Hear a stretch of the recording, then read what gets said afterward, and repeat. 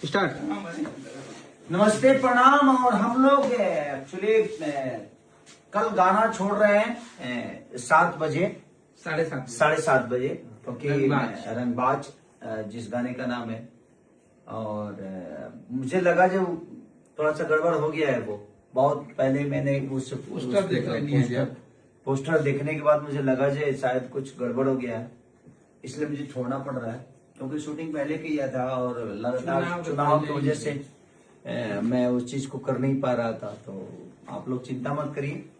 और हम सब भाई कल हम लोग एकदम एक्टिव हैं और हमेशा के लिए एक्टिव हैं।